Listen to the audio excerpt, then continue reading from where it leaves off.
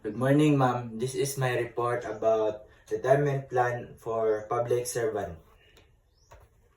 Profile, position, municipal clerk, age at retirement, 60 years old, years of service, 30 years, type of retirement, optional retirement.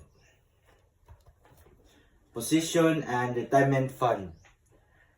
Retirement scheme, government service insurance system or GSIS.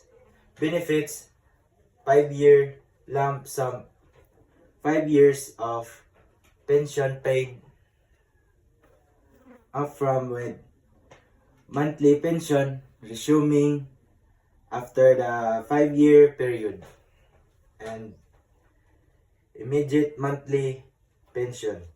Regular monthly pension payment starting immediately after retirement, and estimated monthly pension approximately 70 to 80% of the last salary based on GSIS calculation.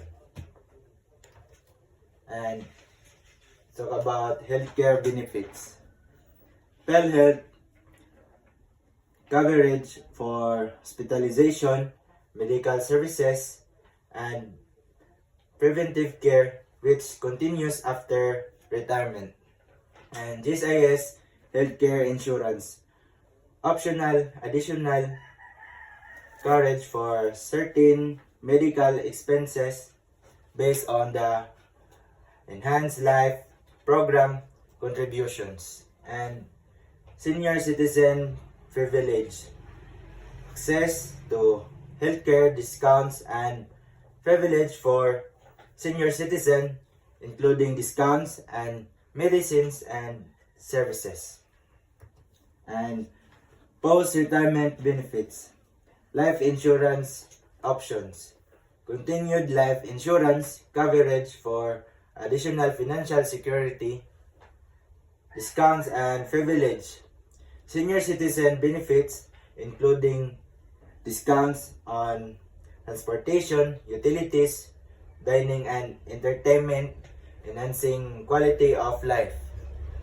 Next, post-retirement activities, part-time consultancy, opportunity to work as a consultant in local government projects, using experience to earn supplemental income, and volunteering, engaging in community service on monitoring programs for younger government employees, and leisure activities, participation in travel groups, hobby clubs or senior citizen association for social interaction and personal development.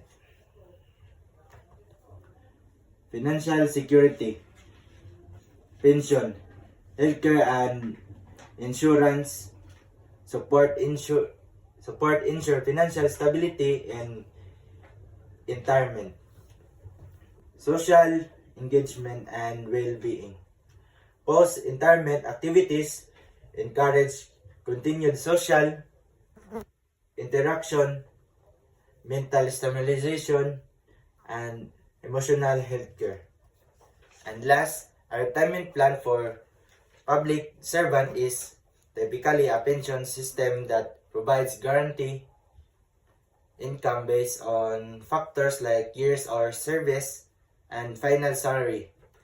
Ensuring financial stability after retirement is these plans are often funded through contributions and both of the employee and the government, offering long-term security.